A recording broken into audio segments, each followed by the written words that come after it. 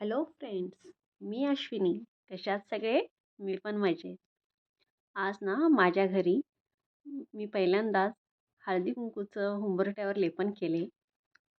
हे बघू शकता, रांगोळी घातली, हळदी कुंकूचं लेपन केले. सकाळी लवकर उठले, सगळं घर आवरलं आणि हळदी कुंकूचं लेपन केले. आणि पहिल्यांदाच माझ्या घरी मी आज स्वामींना घेऊन आले. स्वामींची पूजा केली. त्याचबरोबर आज होता मार्गशीर्षचा 4था गुरुवार. पहिल्याला मार्गशीर्षची पूजा करून घेतली. महालक्ष्मीची पूजा करून घेतली.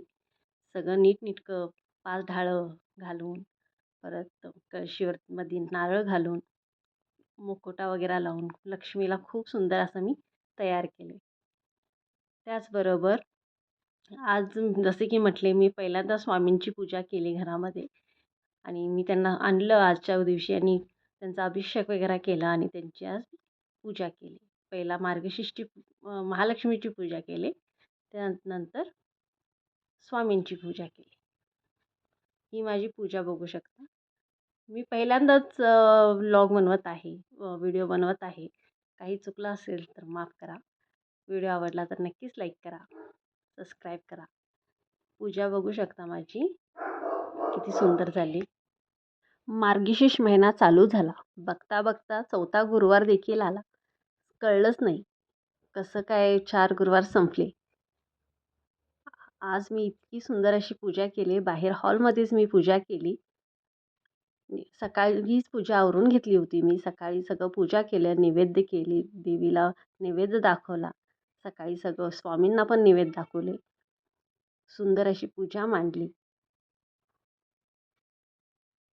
बघू शकता.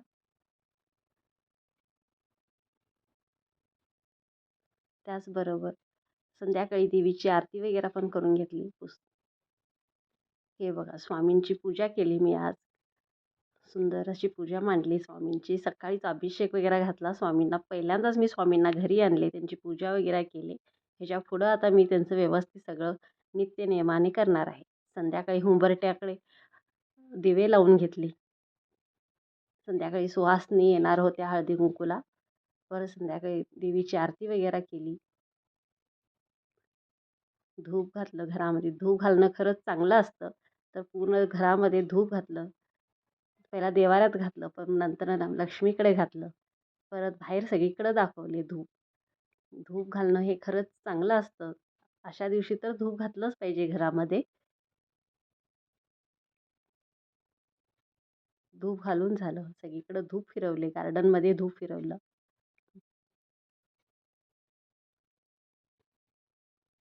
देवीची आरती करून घेतली.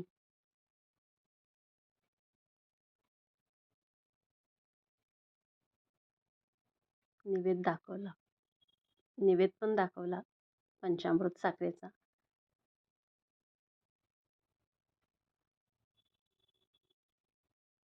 परत पुस्तक वाचले संध्याकाळी.